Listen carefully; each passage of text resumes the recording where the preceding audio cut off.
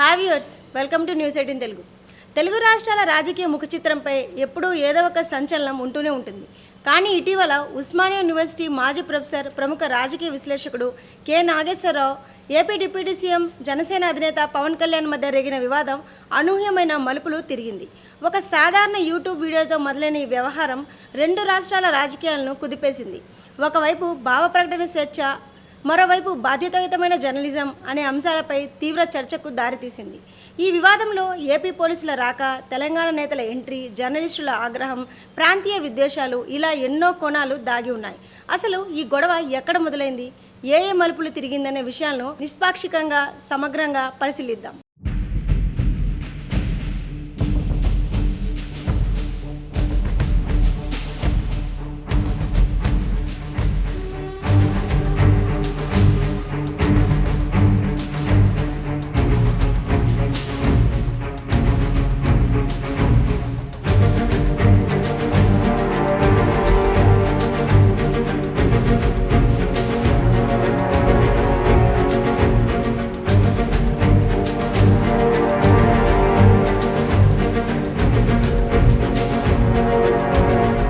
వివాదానికి దారితీసిన నేపథ్యం, ప్రొఫెసర్ కె నాగేశ్వర్ ఉమ్మడి ఏపీ రాష్ట్రంలో శాసనమండలి సభ్యుడిగా పనిచేశారు.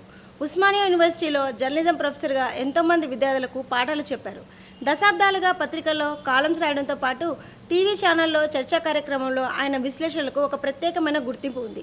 ముఖ్యంగా లాజికల్ డేటా ఆధారంగా ఆయన చేసే విశ్లేషణలను రెండు తెలుగు రాష్ట్రాల్లోని ప్రజలు ఆసక్తిగా వింటారు. సొంతంగా యూట్యూబ్ ఛానల్ ప్రారంభించిన తర్వాత ఆయన ఫాలోయింగ్ మరింత పెరిగింది. మరోవైపు పవన్ కళ్యాణ్ రాజకీయ ప్రయాణం అందరికీ తెలిసిందే. ఎన్నో ఆటుపోట్లను ఎదుర్కొని 2024 ఎన్నికల్లో ఎన్డీఏ కూటమిలో కీలక పాత్ర పోషించి అద్భుతమైన విజయాన్ని సొంతం చేసుకున్నారు. ప్రస్తుతం ఏపీ ఉప ముఖ్యమంత్రిగా తనదైన శైలిలో పాలనలో మార్పులు తెచ్చే ప్రయత్నం చేస్తున్నారు. ముఖ్యంగా ప్రత్యర్థులపై రాజకీయ కక్ష సాధింపులకు వెళ్లకూడదన్నది ఆయన విధానమని జనసేన పదే పదే చెప్తుంటుంది. ఈ ఇద్దరు ప్రముఖ వ్యక్తుల మధ్య ఒకే ఒక చిన్న విశ్లేషణ పెద్ద చిచ్చు రేపింది. కొద్ది రోజుల క్రితం AP deputy CM Pawan Kalyan, మంత్రి నాదెండ్ల మనోహర్ ఢిల్లీ పర్యటనకు వెళ్లారు. అక్కడ కేంద్ర హోంమంత్రి అమిత్ షాతో వారు ప్రత్యేకంగా సమావేశమయ్యారు. ఏపీ రాజకీయాలు, పాలనాపరమైన అంశాలపై ఈ భేటీలో చర్చ జరిగినట్లు వార్తలు వచ్చాయి. కానీ ఈ భేటీ ముగిసిన తర్వాత ప్రొఫెసర్ నాగేశ్వర్ తన యూట్యూబ్ ఛానల్లో ఒక వీడియో పోస్ట్ చేశారు. ఆ వీడియోలో ఆయన చేసిన వ్యాఖ్యలే ఈ మొత్తం వివాదానికి కేంద్ర బిందువు. ఆ వీడియోలో నాగేశ్వర్ ఏమన్నారంటే, అమిత్ షాతో జరిగిన సమావేశంలో పవన్ కళ్యాణ్ ఒక కీలకమైన డిమాండ్ ఉంచారు. ఏపీ మాజీ సీఎం, వైసీపీ అధినేత వైఎస్ జగన్మోహన్ రెడ్డిని వెంటనే అరెస్ట్ చేయాలని కోరారు. జగన్ను జైల్లో పట్టాలని మా కూటమి నాయకుల నుంచి తీవ్ర ఒత్తిడి ఉందని పవన్ వివరించారు. అయితే పవన్ విజ్ఞప్తిని అమిత్ షా సున్నితంగా తిరస్కరించారు. రాజకీయాల్లో తాత్కాలిక మిత్రులు, శాశ్వత మిత్రులు అని రెండు రకాలుగా ఉంటారు. మాకు జగన్ శాశ్వత మిత్రుడు, ప్రస్తుత ఏపీ సీఎం చంద్రబాబు నాయుడు తాత్కాలిక మిత్రుడు మాత్రమే. అంతేకాకుండా కేంద్రంలో మాకు అవసరమైనప్పుడు 25 మంది వైసీపీ ఎంపీల మద్దతు కూడా ఉంది. కాబట్టి జగన్ను అరెస్ట్ చేసే ప్రసక్తే లేదు. మీరు కూడా మీ వైఖరి మార్చుకోండి అని పవన్కు అమిత్ షా స్పష్టం చేశారు. ఇది నాగేశ్వర్ చేసిన విశ్లేషణ. జనసేన కోర్ కమిటీలో ఉన్న ఒక ముఖ్యమైన వ్యక్తి తనకు ఈ సమాచారాన్ని అందించారని ఆయన తన వీడియోలో వెల్లడించారు. నాగేశ్వర్ వీడియో బయటకు రాగానే ఏపీ రాజకీయాల్లో పెను ప్రకంపనలు మొదలయ్యాయి. జనసేన శ్రేణులు, ఆ పార్టీ నాయకులు తీవ్ర ఆగ్రహం వ్యక్తం చేశారు. ఉప ముఖ్యమంత్రి స్థాయిలో ఉన్న ఒక నాయకుడు ఢిల్లీ వెళ్లి కక్ష సాధింపుల కోసం పనిచేశారని చెప్పడాన్ని వారు జీర్ణించుకోలేకపోయారు. దీనిపై పవన్ కళ్యాణ్ స్వయంగా స్పందించారు. తన రాజకీయ సిద్ధాంతాలను వివరిస్తూ నాగేశ్వర్ వ్యాఖ్యలను తిప్పికొట్టారు. నేను ఎవరి అరెస్టు కోసమో ఢిల్లీకి వెళ్లే రకం కాదు. రాజకీయాల్లో ఎదుటివారిని జైల్లో పెట్టి ఆనందించే మనస్తత్వం నాది కాదు.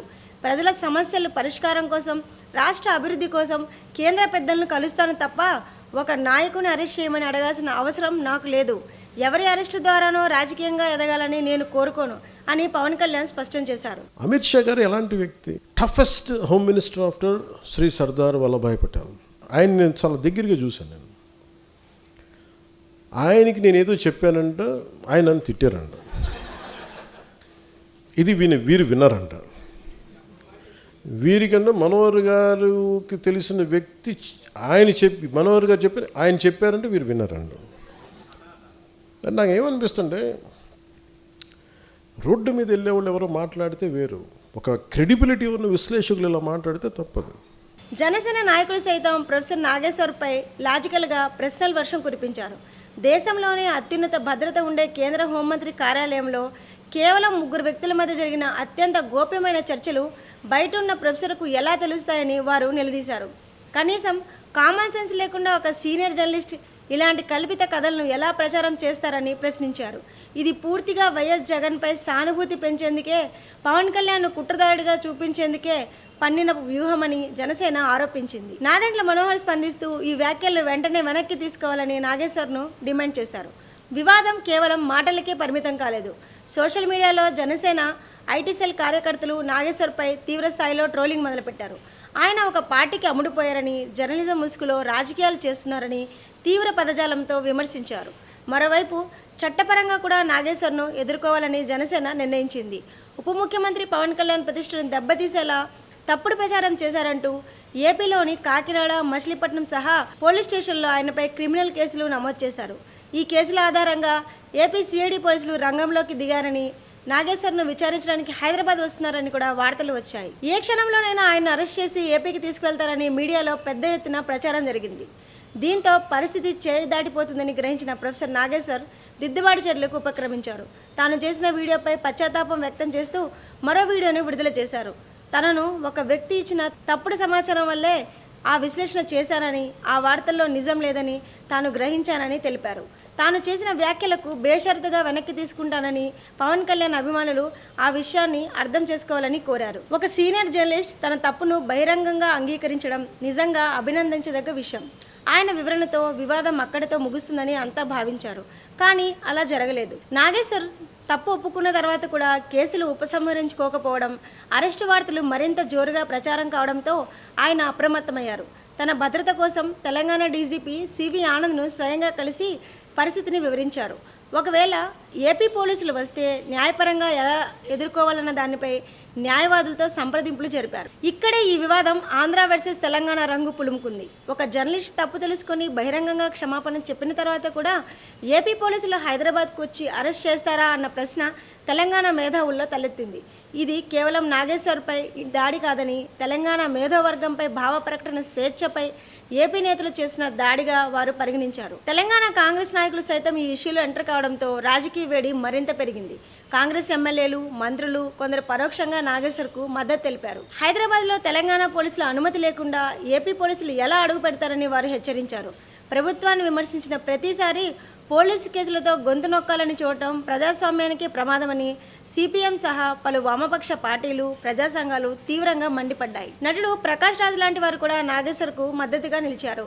ప్రశ్నించే వారిని వేధించడం రాజకీయ గూండాయిజం అని ఆయన విమర్శించారు. దీంతో సోషల్ మీడియాలో 2 రాష్ట్రాల మధ్య మాటల యుద్ధం తారాస్థాయికి చేరింది. జనసేన కార్యకర్తలు కొందరు తెలంగాణ మేధావులు విమర్శిస్తే, తెలంగాణకు చెందిన కొందరు వ్యక్తులు అత్యుత్సాహంతో ప్రాంతీయ విద్వేషాలను రెచ్చగొట్టేలా మాట్లాడారు. ఆంధ్ర నాయకులు హైదరాబాద్లో కనిపిస్తే రాళ్లతో కొడతామని, ఇక్కడున్న ఆస్తులను సీజ్ చేస్తామని కొందరు బహిరంగంగా హెచ్చరికలు జారీ చేశారు. పవన్ కళ్యాణ్ వ్యక్తిగత జీవితాన్ని సైతం కించపరుస్తూ దారుణమైన కామెంట్లు చేశారు. ఒక చిన్న తప్పుడు వార్త సమాజంలో ఎంతటి విద్వేషాలను సృష్టిస్తుందో చెప్పడానికి ఈ పరిణామాలే ప్రత్యక్ష ఉదాహరణ. నాగేశ్వరరావు గారు ఆయన ఒక ప్రొఫెసర్ చదువుకొని వచ్చిన ఆయన ఒక పొలిటికల్ అనలిస్ట్, ఒక ఎక్స్ ఎమ్మెల్సీ. ఆయన గురించి మాట్లాడడం, ఆయన గోటికి కూడా ఈయన సరిపోదు పవన్ కళ్యాణ్. ఈయన ఒక ప్యాకెట్ స్టార్ అంటే చంద్రబాబు నాయుడు ప్యాకేజ్ ఇచ్చింది కాబట్టి ఆయనతో ఉన్నాడు. మళ్ళీ అమిత్ షా దగ్గర పోయి మాట్లాడుకున్నామేమో ప్యాకేజ్ కోసం. దమ్ము ఉంటే నాగేశ్వరరావుని అరెస్ట్ చేయాలనుకుంటున్నాను కదా, ఆయనను అరెస్ట్ చేసే ముందు ఆయన ఇంటి ముందు నేను నిలబడతాను. దమ్ముంటే నన్ను అరెస్ట్ చేసినాక ఆయన అరెస్ట్ చేయండి. తెలంగాణ బిడ్డలను ఎవరినైనా కానీ ముట్టుకోవాలని మీరు ఆంధ్ర నుంచి ఇక్కడికి వస్తే మళ్ళీ గోబాయ్ ఆంధ్ర అని చెప్పేసి మేము స్టార్ట్ చేసినామంటే మీరు ఇక్కడ ఉండలేరు. అయినా కానీ అమరావతి అన్ని పైసలతో ఎందుకు కట్టుకుంటున్నారు? అందరు తెలంగాణలో ఉంటున్నారు కదా. ఆ పైసలు ఏదో మాకు తెలంగాణ జడ్చర్లలో ఒక 5,000 ఎకరాలు ఇస్తా, ఆ రాజధాని రెంట్ 99 ఏళ్ళ లీజ్ ఇస్తా, మీకు ఇక్కడనే ఉండరు, హైదరాబాద్ ఉన్నట్టుంటుంది, ఇక్కడ నుంచి ఆంధ్రాని పాలన ఇచ్చినట్టు ఉంటుంది మీకు. కాబట్టి ఇష్టం వచ్చినట్టు మాట్లాడితే మాత్రం ఊరుకునేదే లేదు మా తెలంగాణ వాళ్ళ పైన. ఈ గొడవకు పరాకాష్ఠగా హైదరాబాద్లోని సోమాజిగూడ ప్రెస్ క్లబ్లో జరిగిన సంఘటనలను చెప్పుకోవచ్చు. ప్రొఫెసర్ నాగేశ్వర్పై కేసులు నిరసిస్తూ తెలంగాణ జర్నలిస్ట్ సంఘాలు పెద్ద ఎత్తున సమావేశాలు నిర్వహించాయి. జర్నలిస్టుల స్వేచ్ఛను హరిస్తే చూస్తూ ఊరుకోమని జనసేనకు వార్నింగ్ ఇచ్చారు. ఈ పరిణామాలకు కౌంటర్ ఇచ్చేందుకు తెలంగాణ రాష్ట్ర జనసేన నాయకులు రంగంలోకి దిగారు. సోమాజిగూడ ప్రెస్ క్లబ్లోనే వారు ఒక ప్రెస్ మీట్ ఏర్పాటు చేశారు. ఈ ప్రెస్ మీట్లో జనసేన నేతలు మాట్లాడుతూ జర్నలిస్టులను ఉద్దేశించి తీవ్ర పదజాలం వాడారు. ప్రొఫెసర్ను ఆయనకు మద్దతిస్తున్న జర్నలిస్టులను వాళ్ళు చిల్లర బ్యాచ్ అంటూ సంబోధించారు. జర్నలిజం ముసుగులో రాజకీయ నాయకులకు అమ్ముడుపోయి వార్తలు రాస్తున్నారని ఆరోపించారు. అక్కడే అసలు రచ్చ మొదలైంది. ఆ ప్రెస్ మీట్ కవర్ చేయడానికి వచ్చిన జర్నలిస్టులకు ఈ మాటలు తీవ్ర ఆగ్రహాన్ని తెప్పించాయి. సీనియర్ జర్నలిస్టులను చిల్లర బ్యాచ్ అంటారా అంటూ వారంతా ఏకమై జనసేన నాయకులను చుట్టుముట్టారు. ప్రెస్ క్లబ్ కు వచ్చి జర్నలిస్టులను అవమానిస్తారా అంటూ తీవ్ర స్థాయిలో నిలదీశారు. కొద్ది నిమిషాల్లోనే అక్కడ వాతావరణం అత్యంత ఉద్రిక్తంగా మారిపోయింది. జర్నలిస్టుల కోపాన్ని, ఆవేశాన్ని ఎదుర్కోలేక జనసేన నాయకులు నీళ్లు నమలాల్సి వచ్చింది. పరిస్థితి చేదాడిపోతుందని గ్రహించిన ఆ నాయకులు జర్నలిస్టులకు సమాధానం చెప్పలేక అక్కడి నుంచి కిందకు పరుగులు తీశారు. జనసేన నేతలు వాడిన భాష ఎంత తప్పో దానికి ప్రతిస్పందనగా మీడియా ప్రతినిధులు సంయమనం కోల్పోయి వ్యవహరించిన తీరు కూడా అంతే ఆవేశపూరితంగా కనిపించింది.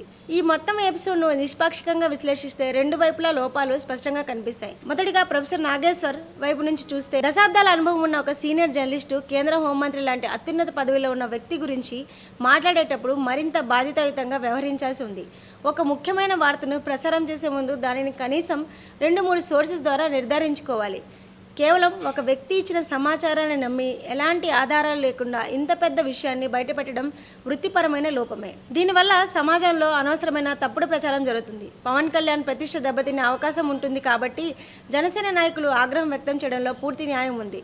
ఇక జనసేన వైపు నుంచి చూస్తే తమ నాయకుడిపై తప్పుడు ప్రచారం జరిగినప్పుడు చట్టపరంగా ఎదుర్కోవాలనుకోవడం సరైన పద్ధతే. అయితే సదరు జర్నలిస్టులు తన తప్పును తెలుసుకొని ఎలాంటి ఈగోలకు పోకుండా బేషరతుగా క్షమాపణ చెప్పిన తర్వాత వివాదానికి ముగింపు పలికి ఉంటే బాగుండేది.